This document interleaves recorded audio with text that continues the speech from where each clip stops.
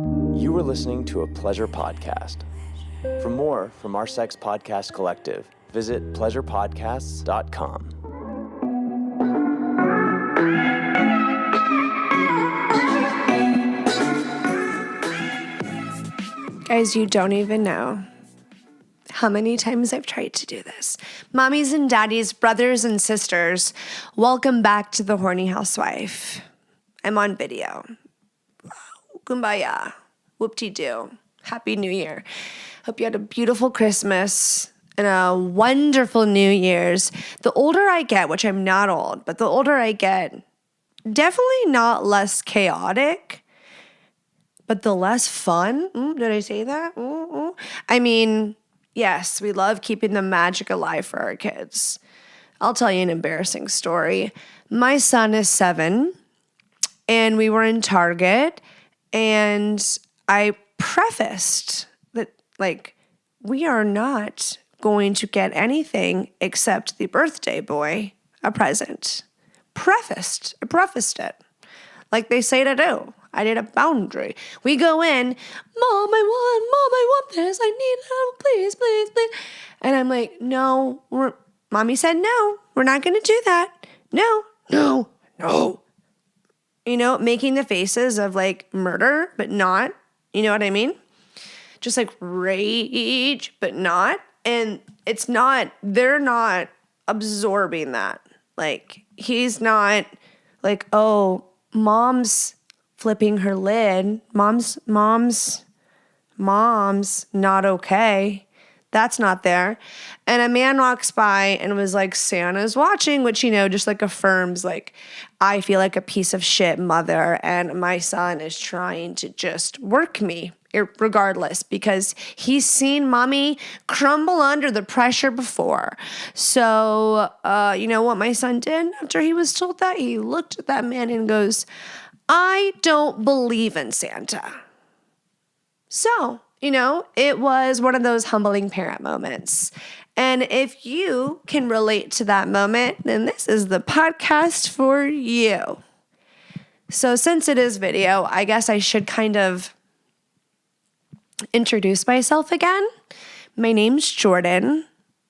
I am a stepmom and a mom.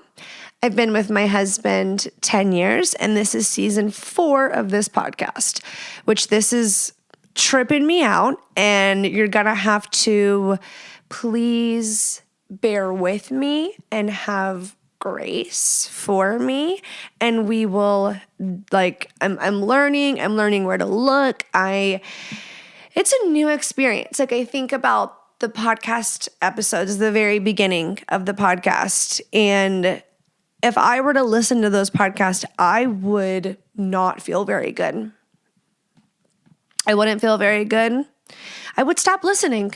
And one of the beautiful things about podcasting for me, which I'm really pushing myself, like this is like uncomfortable intimacy for me, but I'm pushing myself because before it was this moment where I would go into my closet.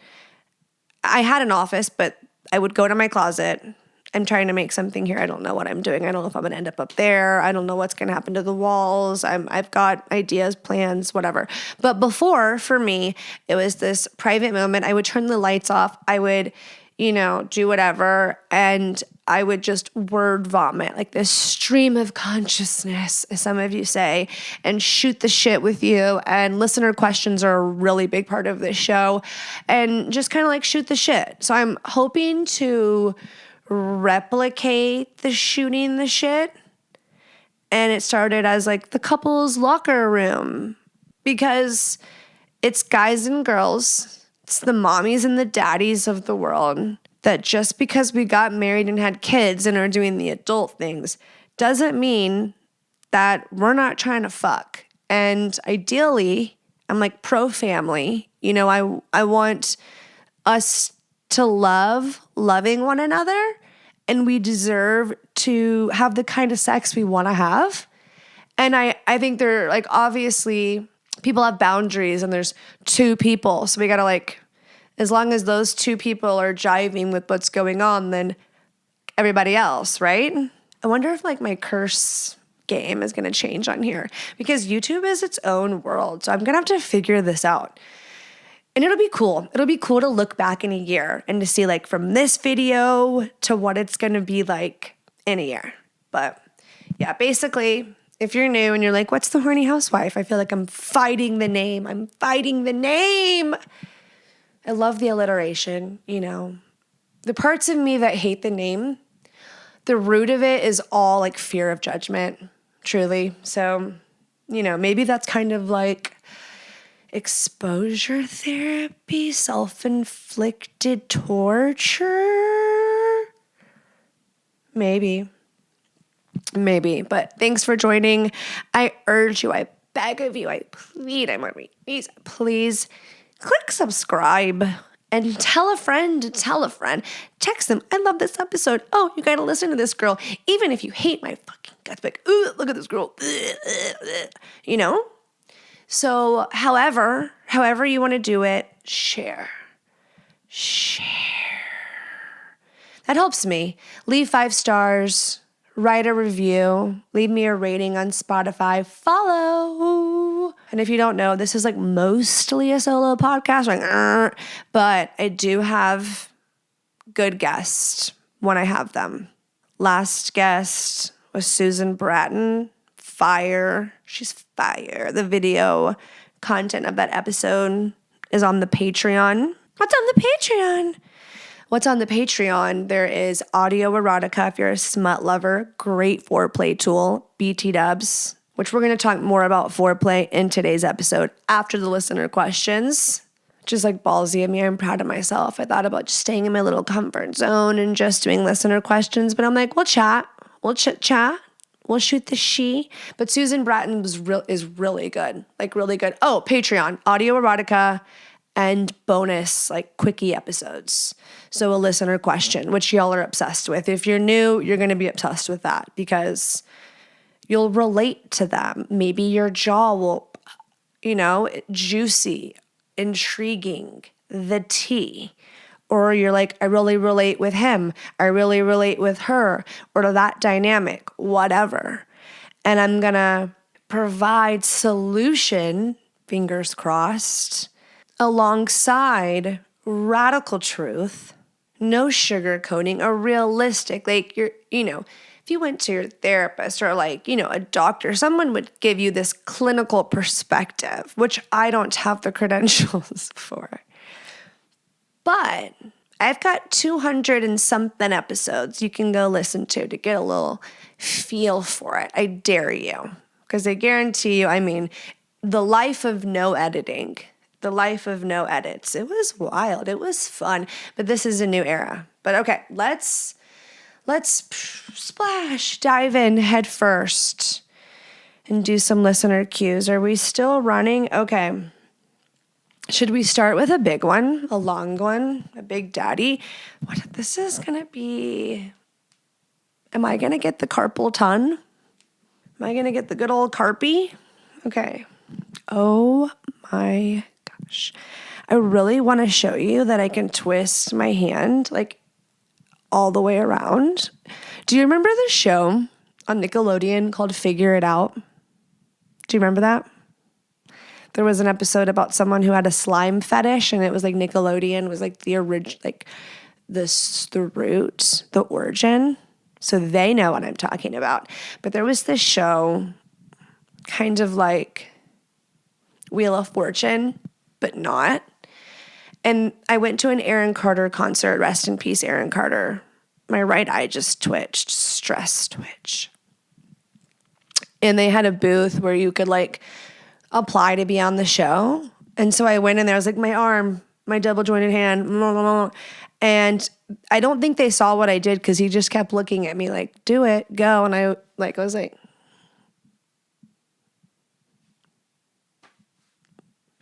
and then he just stared, and then I walked out. And I never heard from them. So didn't make the cut, but I thought it was cool. I told my mom if I ever was going to be like a pageant princess, if I'm ever Miss America, my talent will be that. And she thought that was sweet. I also said I was going to name my daughter Sootsie Mariah, and God didn't give me a girl. He's like, we don't need that. Okay, ready? Are we ready? This is fun. This is how this goes. So you're going to let me look at my phone and be unprofesh and read the questions. We'll figure this out. Maybe I'll get like note cards with my cover art on them. Maybe I'll get one of those square things. Maybe I'll get something that holds the microphone so I'm hands-free. Maybe I'll get a whiteboard so I can draw like little sketches to be like, and then you put this in there. Maybe. We'll see. Okay. Here we go. Why it sucks wearing contacts. I want to get LASIK, but I'm terrified to get LASIK. Okay, here we go.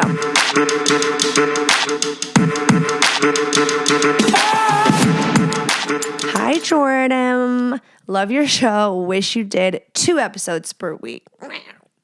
My question is, my wife and I are not the fighting type. Really, the only thing we fight about is sex. I'm the high drive one, and for me, sex is a lot more than the penetration. It's the connection, the closeness, intimacy, and full body experience. There certainly is very much the physical good feels, which for me isn't comparable to anything else. The erotic and satisfying all the senses, taste, smell, visual, touch. I love doing all the foreplay stuff. For her, sex is more just physical, what she likes and wants. How do you know, though? But how do you really know? But 1 to 2 times per week sometimes, or none, is all she needs. Ideally, for me, 4 to 5 times would be the ideal. Did I just go cross-eyed? Maybe. I realize that won't happen, and that's okay. We have been doing 2 to 3 times per week. Okay. I know what you're going to say. You know me. Good. But holding. We had a pretty good discussion / fight last night, as I think she's feeling like it's too much of an obligation. You don't say. She feels like too much of our relationship relies on sex. When things are good, she's open to more sex. Okay, this makes sense. And my mood is better. We are more affectionate throughout the day, etc. When things are bad for whatever reason, and she's not in the sex mood, things deteriorate, especially if it's weeks or months time period. For me, I love random sex that comes from both passion and natural buildup, but that only happens rarely. I also just need consistency, especially in the hard times, as intimacy / sex goes a long way. I know this is long, but we're going to stay with it because even though it is long-winded, I think there are lots of people that can relate to one person's scenario. I can handle about anything when the sex is happening. When she gets really busy and stressed at work, I do most of the things for my family and try to clear a path for sex by taking out the other stresses for her. Doesn't seem to work. Long story short, how does a high drive person fill their cup when quality sex or any sex is lacking? I have other passions and hobbies, too many really. I'm a very active person around the house, parenting stuff, working out, hobbies, and trying to be a great husband. I just find that I also really need the sex component to make the complete happy circle of life. Masturbating gets me by enduring desperate times, as my sex drive does get overwhelming after several days, but it's also not very fulfilling or satisfying, which I think a lot of the high drive people can, relate to. I guess I'm looking for suggestions, happy median and ways to manage a high sex drive when your person is tapped out. I don't like the idea that the low drive person gets to decide, but that works both ways. And that's one of those things I always say, or I've said often, it often feels like the person that has the low drive holds the keys, of when it's going to go down kind of. And it does kind of feel like that, I think a lot of high drive people would be nodding their head yeah. Like I was telling her last night, the more things I do for her throughout the day, the more passion builds up towards her, making my intimacy desire higher. Plus, seeing her throughout the day also builds that sex drive because I'm so attracted to her. I don't know if you can relate or have perspective, but I appreciate your opinion and the suggestions that you have. Okay, well, I want to know how much of what you say you know about how she feels or what she wants, if like that is the case. Does that make sense? Inquire with her about what turns her on. But here's the thing. Time and a place. And I think, sticking around for the end of the episode, which I already knew you were, will be, give you some maybe like tangible tips to take home. Good foreplay tips. Nothing, mind bending, but the reminders we need. I'll hold off until it's time for that. But you noticed at the end, like you were aware of like, when I do this happens. So you can like see what works. And you're like, but when I'm taking stress away from her, sometimes it doesn't work. There's not going to be this like A plus B equals C just across the board. Does that make sense? Because there's so many factors. Like how her day went, what phase of her cycle is she in, because we're on this like 28-day cycle. Y'all are on a 24-hour cycle. Our hormones, our brains, how we physically feel. Like I'm literally fatter 1 week of the month. You know what I mean? And there's like the next week I'm like, I'm fit. And then the other week I'm like, oh no, I ate too many dates and butter, which I think I am doing. But have you ever had dates and cold butter? It's really freaking good. Okay, but you need to not just assume.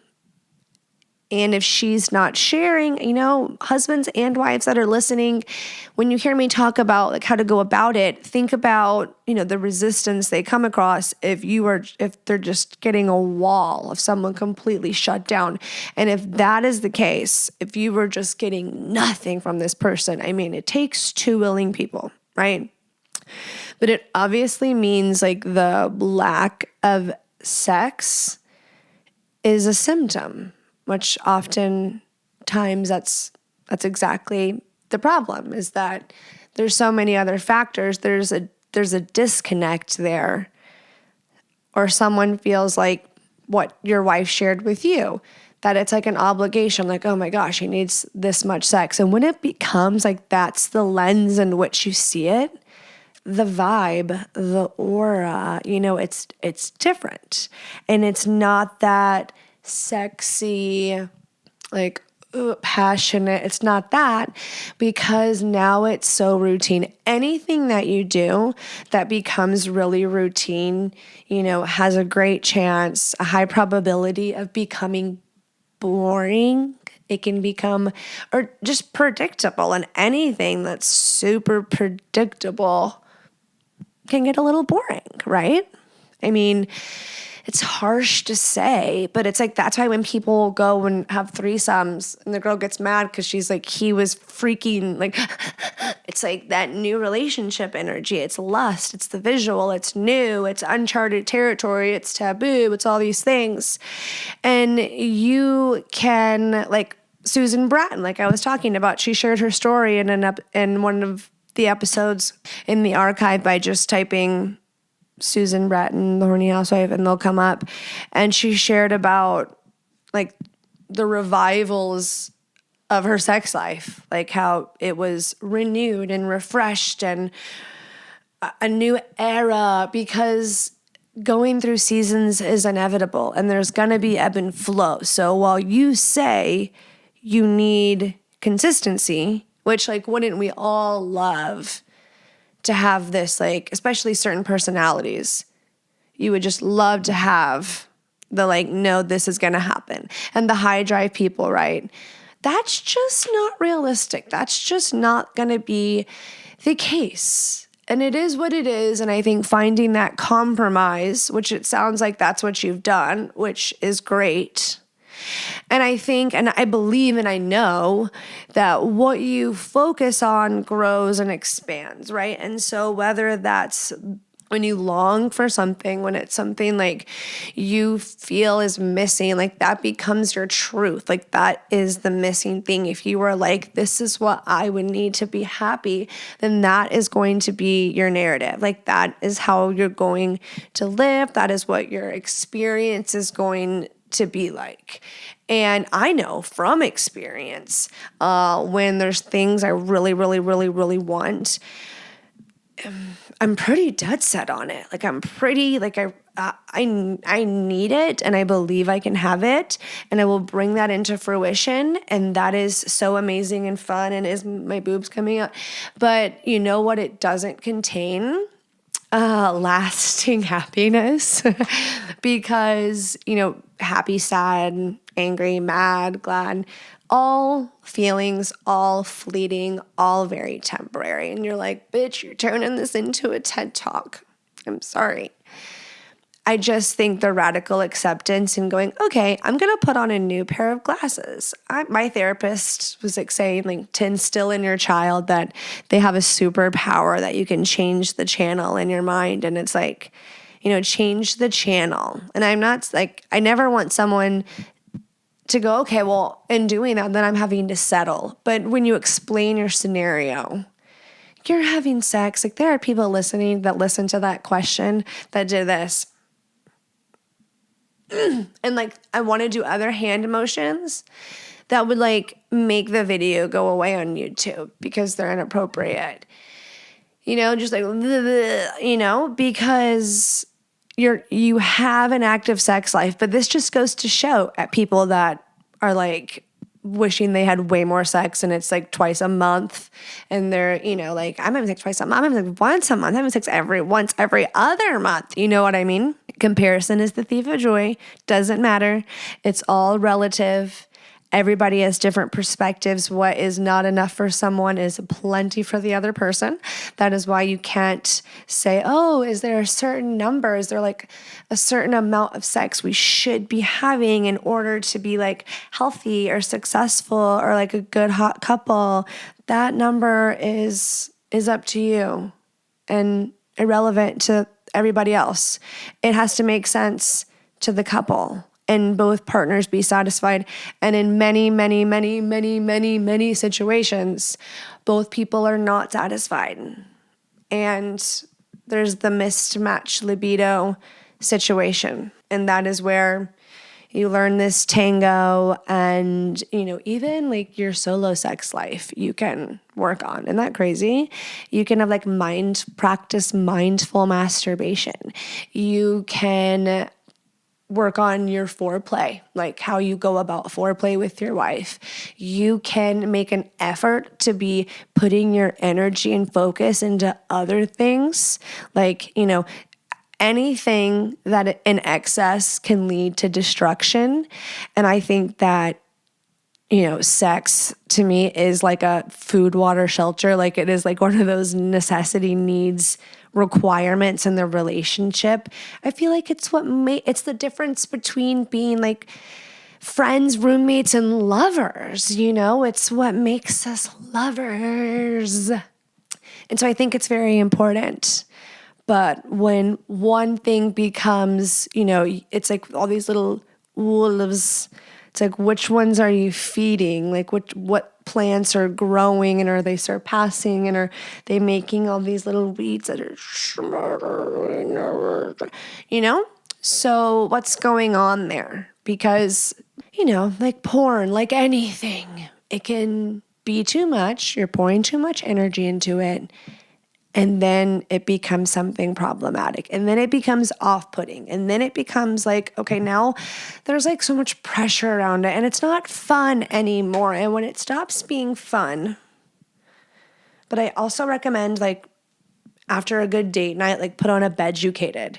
And maybe that's a way to like spice it up and evolve and figure out what she likes. I think by you focusing more on her and what she likes, pleasure mapping, like having a session be completely about her pleasure and what she's into and about her getting off. And that's not the end goal. It's about the experience Like, nurture that. Make it about that. Take it away from what you need and want. Reframe and like see what you get out of that. Just try it and let me know how it goes. Okay, question number 2. I want to try anal for my husband, but I'm incredibly nervous. What do you suggest for me to do beforehand or prior to us trying? Yikes, nerves are high, but I want to try for him and me.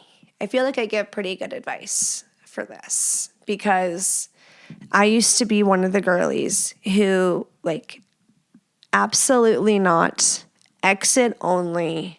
I did have like a little joke that was really inappropriate and slutty.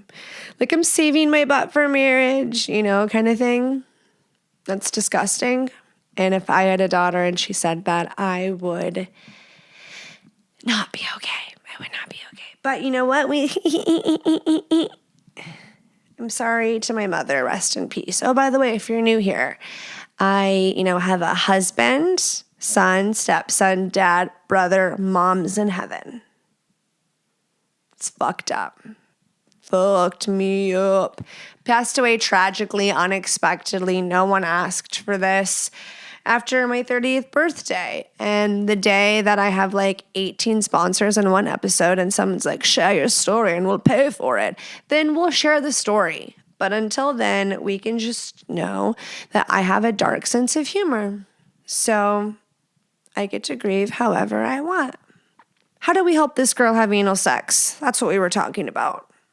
There's so many ways. First, I was saying that I was like anal girly, and then I educated myself. I mean, a part of starting this podcast even, I have to do a lot of reading, and I love reading, thank goodness. But, I learn a lot, and I read about things that I think like, I would never have any interest whatsoever in doing this. And then by the end of the read, I'm like, sign me up. I'm like, kind of down to try.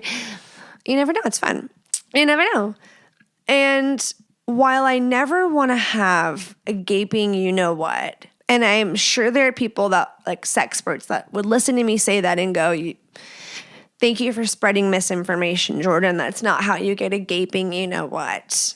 But I'm just like y'all. And I'm like, well, if you open the Ziploc bag too many times, it just, maybe just... I don't know what's going to happen. Anywho, I think it's a muscle. I think everything's going to be okay. And that was not the way I should have started this off, to like hype you up. We should talk about how cute it will always remain. If you've had kids, you already know that that was just a bunch of bullshit that I just said and that your asshole does change. But if she hasn't had kids, ignorance is bliss. Love her buns. You should be really proud of that brown starfish and embrace it, because once you have kids, it'll never be the same. It'll never be the same. Clip that. Okay. There's Foria suppositories. Those are great. Little numbing, Uber Lube, Chef's Kiss. There should be no anal play without Uber Lube. So there's different products like the ones I just mentioned that are there to help you in your anal game. So that is tip number 1, lube. You need lube.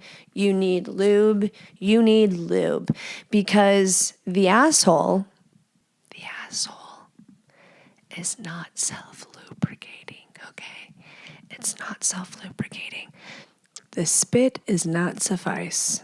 The spit is not suffice. I'm going to get a t-shirt. The spit is not suffice. That's alliteration. And you know how I feel about alliteration. The spit is not suffice. If you hear clonking up there, it may or may not be my family. But girls got to do what a girl's got to do. Okay, back to anal sex.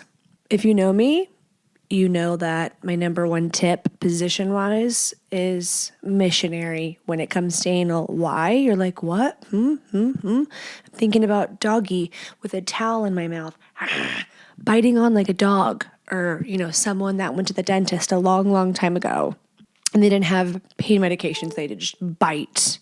But no, we have solutions. We have ways around that kind of pain. Now, are there girls that are like, that's my favorite, golf clap for you, anal princess. But for lots of us, it's traumatizing and it's terrifying and it's scary. Hence why you're writing into me. So we're not just going to go straight for the brown starfish. We're going to lube up, like I said, and we're going to get you aroused. You need to be relaxed, present in your body, not thinking about what's about to happen to your asshole. That's not what you're going to think about. We're going to think about, like, it's a good thing. It's a fun thing. Erase that it's a thing at all. Totally in the body. In the moment. What do we taste, smell, touch, feel, all the things? And just like our pussies open up like a wet flower, you know how when you're doing it and he's like, wow, it like really opened up. Have you ever heard that? Really opened up, or it feels like a closed space and then it's starting to open, like your cervix is literally, because it is. And how if you're not aroused and you're not turned on and then you do it, you're like, ouch, that's uncomfortable. That's times 52.3 for the asshole. So like we said about the no lube on the puss, sometimes spit can like do its thing. Oh, don't kill me. But like I said, SNS, spit not suffice. The Uber lube gives the longevity. We keep it lubed. We maximize the arousal, meaning we are stimulating the clit. We are stimulating all of her erogenous zones. So if you're like, I know I love my nipples played with, then nipple play. If you love to make out, whatever you like that really gets you turned on and into it, that's what you're going to want to focus on. Get your husband, bring him in, say, listen to her tell you what to do because you need to know. Make this all about her, okay? Asshole is going to be our last location stop on this journey, okay? And when we get there, it's not going to be with your penis. It's not going to be like you're going in and then you're so horny and you want to move. You're like, please let me in there, It's not going to be like that. That's not how we're going to start the anal excursion. You're welcome. You could get a plug. You could get anal beads. We could start with a fingy. I have very crooked pinkies. It's very embarrassed. These are how I was born. This is how I was born. Ooh, maybe one day I'll put my feet up here. Everyone would just die. Every time I talk about feet, there's three. There's exactly three people that are like, thanks, you mentioned, ooh, that was for me. I know that was for me. Okay.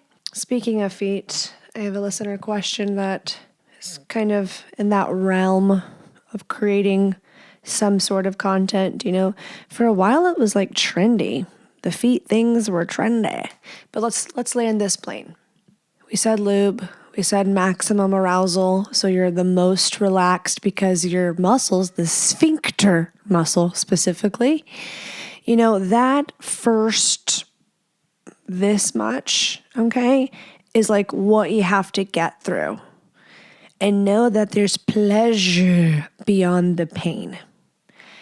It can be quite pleasurable. Like I said, how I started out being a person who was like, and then you're like, oh, wow, I actually really, really, really, really like that. And I really, really enjoy that. And it's like my come button, honestly. So start with the fingy. We go from there. The first time you do anal play, the penis isn't even going to be involved. It's not even going to be a part of the picture whatsoever. So we just like when we talk about the male G-spot, how we can be an external stimulated thing, we can stick with external stimulation for now.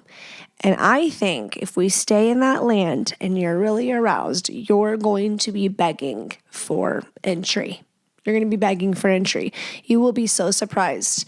Reframe it instead of like, this is for him, into curiosity about what you're able to experience.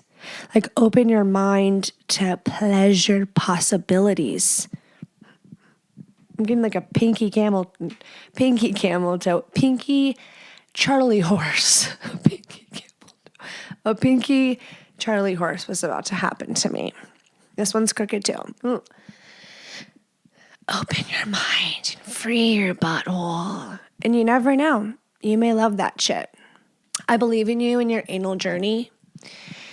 We're going to start light, and you may be adding some anal beads to cart. If you go listen to the archive, you're going to learn about, you'll definitely get an anal bead scoop on anal beads. It's usually in the title. I'm trying to grab your attention. I don't know with going to video now if I'm going to be like lightening up on the, raunchy titles, just trying to get anyone and everyone's attention. Please just listen to an episode. But we'll see. We'll see what I can get away with. But you can definitely find them in the archive with like how to. Beducated, got your back. Anal courses out the ass. Pun intended. I loved that. Play with his ass. If he's insisting so much, be like, Todd, I want to see what's up yours. I don't want to see, but I want to feel. And if he's against that, be like, our assholes are the same. They're basically everybody has an asshole, Todd. Excuses are like assholes. You want to explore mine? Let's see what pleasure possibilities await for you. And guess what? So many men love that shit. Love that shit. Don't want to admit that shit. And they love that shit. But it's 2025. I think more men are like, I'm man enough to say I like it. Those butter wellness massagers are hot. If you don't know what I'm talking about, you will one day. Okay.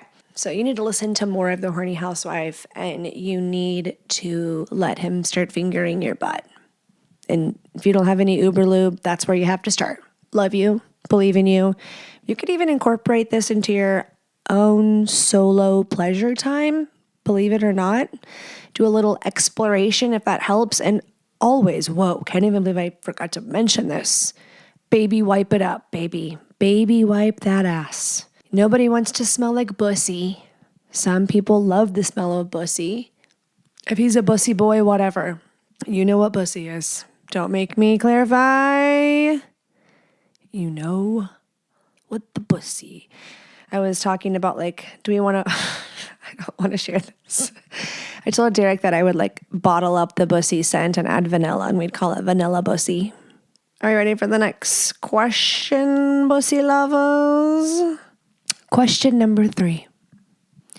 Hi, Jordan. Been with you since you started. Love your podcast. Even anonymously, I'm nervous to talk about this. My husband and I are both professionals and make what ought to be good enough money, but life is crushing us. So I've been thinking about how to make some money in the sex world. Foot pics? Is that really a lucrative thing? Or OnlyFans, or even more locally, just trying to think how to do this. WTF, I can't believe I'm seriously considering this, but we have to bring more money in. Do you know do you know about how these things work? It can't just be us. Many people surely are thinking about this. Maybe you know a professional in this line of work. Our main idea is to create an OnlyFans and my husband shoot pics and vids of me and maybe me and him. No face or identifying features. I would totally sell my underwear, shit like that, anonymous. Any thoughts? Love, living the American dream over here. Okay. Just being totally transparent, I have no experience in that, but there's plenty of people, I was going to say just women, but I'm sure there's men too, women and men who are familiar, who maybe do this as a couple or individually. But being asked the question, if I was going to be really transparent and straight up myself, your digital footprint is more important than you think. And maybe you're listening, looking at me, laughing, going, you dumb bitch. You have a podcast called The Horny Housewife. What WTF are you talking about? And I mean, true. But, it's something that I think about more and more each day. And it matters. And I don't think, while I preface this as 18 and up, and it's like kind of down to what parents expose their kids to, right? You can protect. But at some point, you have to know that whatever information you put out there could become their knowledge when they're adults. Or, they hear from whatever. So you got to make sure, like you can stand by what you're doing. But you're like, no, I'm totally anonymously. I think people pull that off. I haven't, and I'm not saying no, but I think there is more hype behind it, that it's like people say you can just do it and make money. And I have heard stories of people who do it and really regret it because they didn't realize how much effort had to go into promoting it. So how can you do something anonymously with zero existing platform without promotion? Because there are so many of them, right? So it's like you're going to have to rely on strangers finding it, or you getting on like Reddit or something and promoting yourself, which it will end up not being as anonymous as you'd like. It will go back to you self-promoting. So I think some people romanticize it or act like it's just easy money, and that's just probably not the case. Again, I wouldn't know. I've never had it. I have a Patreon, but my Patreon compared to my podcast audience is so tiny. And it's just audio content. Like it's me reading fiction stories. Some people submit stories that they say are true stories. There's that. And then mini episodes. So as far as like sex work goes, what you do, it's permanent. I think that like if I was your sister, I would say it's not going to be as easy. You're going to have to put effort in and you can't go back. So is there an alternative? Like, is there another way? Because all the goods you're thinking of, I think there's going to be just as many cons, if that makes sense. So, okay. If you are listening and you have a listener question, write in truly anonymously at thehornyhousewifepodcast.com or go to my Instagram at THHpod and send me a DM. And of course, always, forever and ever and ever, I protect your anonymity. Thank you all for listening to Mommy's Ats. We're going to get into topic of the hour, but first we want to see little moment. Is this what we want to do? Did you hear my knee crunch? I have bone spurs in my early 30s.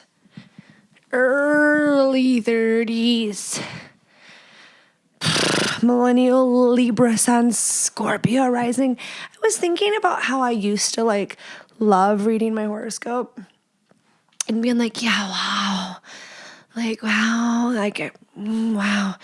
And then like the more I read books and the more that I go to therapy and the older I get, I'm like, oh, I can see like how identity crisis and like really getting an astrology kind of go together. Or like any like extreme, like just the fact that I love self-help books could be considered a red flag. Yeah, maybe, possibly.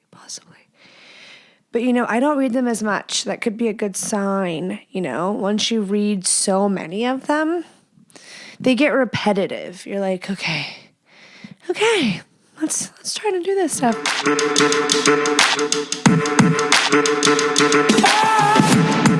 Okay, today, what am I talking about? Foreplay. Not a new topic on the Horny Housewife podcast, but not just like the what's happening right before sex. Let's smash what we think of when we think of foreplay typically. Let's not think of it as just the build up to penetration. Okay? That's what we're going to expand this definition. Because I've said the quote, like, men are like microwaves and women are like crockpots. And I think sometimes that can be flip-flopped in some scenarios. I think there are women that are microwaves. And the women that are microwaves are very, like, in tune with their bodies. They will tell you that. And there are some women who are very in tune with their bodies. I'll stop doing this nervous habit. That are still crockpots because that's just how their body operates. Foreplay is something we can do all day long, apart or together. And I'm going to give you some tips, some ideas, some reminders. Hopefully this segment will inspire you. Get creative, remind you. I feel like these kind of gentle reminders are what keeps us on our toes, right? You gotta stay on your toes. Foreplay is easier than you'd think. It's just being intentional, essentially. And then it kind of becomes second nature as long as you're getting along, right? As long as everyone's getting, because sometimes we're not. And sometimes we're in like mommy mode, daddy mode, parenting mode, work mode on doing something. Some people are better at multitasking than other people. So we try and we practice and we get better. So I have notes, so no one's going to judge me for looking at them. Okay, so for me, I like playing games. I know this is going to sound cliche, but it's true. Sometimes put the kids to bed, play a little card game, a little Scrabble, a little checkers, a little chess. Sometimes that can make people horny. Sometimes just laughing together and doing a non-sexual activity, something that maybe you don't get to do often because you're interrupted by soul-sucking copy-paste of yourself in little kid form. So those moments can be nice. You can't always escape for a date night, but, we're about to get a little putting green in our backyard. And I am so excited. Like, that's going to be a new foreplay spot for me. Put the kids to bed, go out there, have a glass of wine, play a little putt-putt, get competitive, beat him, try to get my ball in the hole, then him in the hole, Can be fun. Going to the movies even, like picking a movie that kind of gets you in the mood. And usually I'm anti-movies for a date, but like Netflix and chill. Watch something that you know is kind of maybe going to get you horny a little bit or somebody horny, and then do it. Not in your room, somewhere different. Sometimes if you're like mid-parenting, sending a sexy text, sext, picture, or just something dirty. They're in the same room or household vicinity as you. But they have something to be like, okay, she's thinking of me. Because oftentimes men will ask their wives like, hey, I want you to, the pinky. I'm doing the pinky thing again. I want you to initiate more. And they're like, what do I like, straddle you and like take my clothes off? And the guys would be like, yes. But sometimes, especially guys, a lot of times they'll say like physical touch is one of their love languages. And it's like, all you have to do is like go by and graze their neck.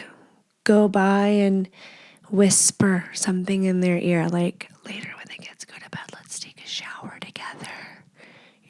They love the shower. If you know, you know. If you know, you know. If you know, you know. And going back to foreplay, physically, I'm just saying them as they're coming. Stimulating yourself and getting the blood flow going down there, like bringing the blood, the energy to your loins is recommended. I don't know what movie it was, but she was like in a bathtub and she's like, I'm getting warmed up for you, and had like the handheld little shower head, which does feel really great, by the way. I think every girly pop knows about laying under the faucet. If you don't, like, where did you grow up? How did you grow up? Did you never take a bath? You know what I mean? It's as simple as like men learn about their penises by like holding them when they pee, So we learned about the bath very early on. And stuff like that, like actually stimulating maybe not even your genitals, but like your nipples or different people's armpits, their feet, different inner thighs, different erogenous zones. And like going back to that, and not just right before you're about to do it, But like before you see them, like they're on their way home from work, get into your body, go into your fantasy land mind, go sneak away to the bathroom and watch a dirty something you've recorded before, something on a website, I don't care. Something to get it, and like guys, like don't do that. Like girls do that, guys don't. Double standard. Just trying to avoid any like conflict before the deed. Women are going to be like, you told my husband to go watch porn before he fucked me. No. But girly pops, I think, yeah, no one can get mad about us doing it. It's hot, right? It's hot. What else? Sometimes finding a moment to like sneak a kiss, like sneak a physical interaction when the kids walk by, smack that ass, and same with the ladies, with your man. Again, you don't even know the power that you have in your fingertips. Maybe you do. You're like, no, bitch. I do. Any opportunity you can take to create some sort of anticipation, whether it's like a calendar invite of like, meet me in the bedroom at this time or the shower at this time. Or like, I love, like, if you're into the dominant submissive roles, whoever that may be, tell the other person, like, you better be butt ass naked, your legs spread, chained to the bed or whatever, in this outfit that I've laid out or whatever by this time, and then the receiver, the submissive señorita usually, can be like, now I'm going to get in that headspace because it is. And you, like, personal experience, when you choose that headspace, sometimes we are in mommy mode. We have to exit. We have to literally be like, okay, shifting gears. And there are men that I know that they're like, the longer we've been married and, this part of my job or this part of this, I feel like this, or I'm more fatigued, or I'm more stressed, and I see how that affects my libido. They have to be intentional, right? Like anytime you're an autopilot, you have to be like, oh, I need to water this. I need to put fertilizer on it. I have to take care of it. Because if you don't, and even sometimes like brushing our teeth, right? You get lazy. You're like, I'm still doing it every day, but it's like, no, you need to do it correctly and for a certain amount of time, and not just for your dentist, but for the world and yourself. You know what I mean? Like, you have to take care of everything. Friendships, you're like, shut up. We know. But the point is that a lot of people stop. And they focus on what they don't have. And they like, get this grass is greener. And they would be blown out of the water if they put a little more effort into each time they had a sexual experience, like what led up to that. And they would have significantly better sex.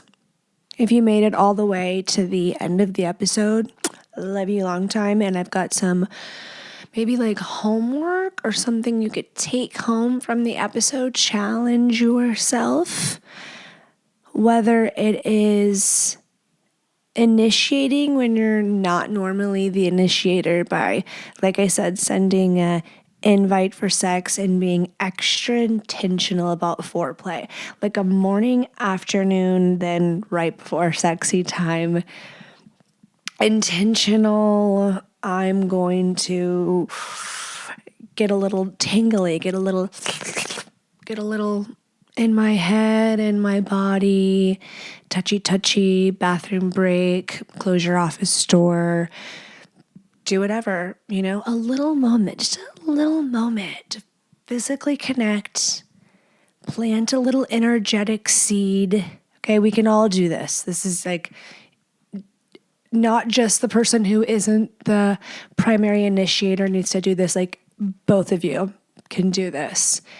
And be intentional about kind of like your own aura you're creating, atmosphere, vibe you're giving off. And then ask yourself, did you have better sex? Did you have a better orgasm? Like, was there physically a benefit? Because I have a good feeling there will be. From personal experience, when I take this time, because there have been times where I'm like, okay, I talked to big game. And I don't feel like it. I feel like going to bed. I feel like eating one of my Via Hemp Dreams gummies and just going to bed. And I'll be like, oh, what an orgasm. Like, oh, well, in the morning. And I'll go, you know what? This is a really good time. We have the time to do this. It's like 8:15, it's still going to get 8 hours. Like, let me kind of like get in let me go take a bath. Self-care, like touch, rub, breathe. And then after, because the sex was, let's be real. Okay, you're not fucking for an hour. Maybe you are, but not in this household. That's not the regular, that's not the maintenance sex clocking in time. And I don't want it to be. But every time after, I'm like, I would do that again. I would do that again and again. And I'm so glad. I've never regretted it. So think about a way you could go at it at a different angle and see if that increases your experience. Maybe a little mutual masturbation, maybe a little dirty video, something. Double dog dare you. If you're listening and you liked, make sure you're subscribed, make sure you're following. Leave me a 5-star review. Really, really helps. Love and kindness. And tell a friend to tell a friend. Until next time, see you next Monday. Did you ever wonder what that sound was at the end of episodes? I'm like, see you next week. It's that. See you next week.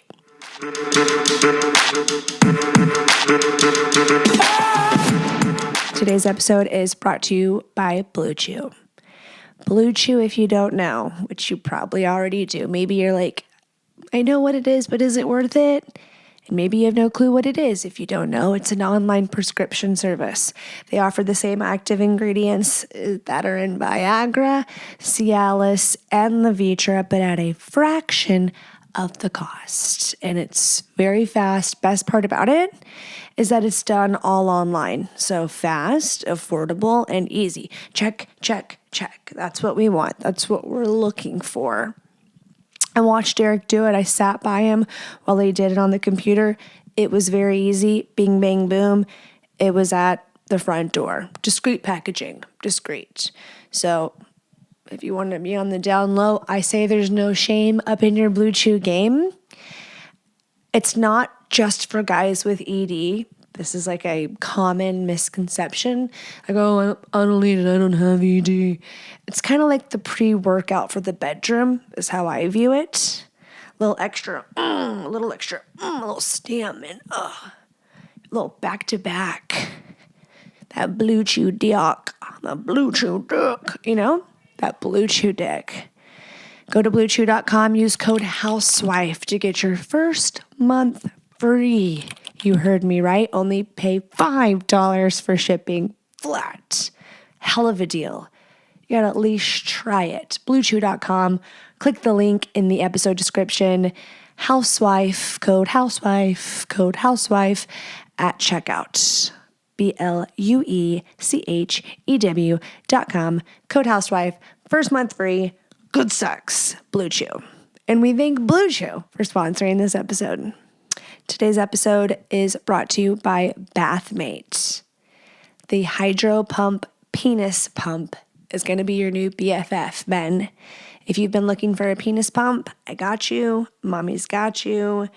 You got to go check it out. Here, I can show it to you. Let me show it to you. We've got her in the house. So this bad boy is going to live in your shower, okay? You're going to put in your measurements when you order it, and it's going to become a part of your either end of the day or beginning of the day getting ready, essentially. It's supposed to just like add in like you shampoo, you wash, you pump, you hydro pump. And it's not only going to have like the immediate benefits aesthetically, like, ooh, damn, he thick, he big, but after 2 weeks of consistent use, that's when you're going to start seeing the benefits and the like sustainable benefits. It's good for the PP health. It's good for the erections. It's good for the orgasms. Do your homework. Read up on the benefits of penis pumps. Chef's kiss. It's time. This is a great gift, a gift to yourself, a gift to your man. And if you go to BathMate Direct /horny housewife, you'll get a discount on this bad boy. So click the link in the episode notes. And we thank BathMate for sponsoring this podcast. BathMateDirect.com /horny housewife.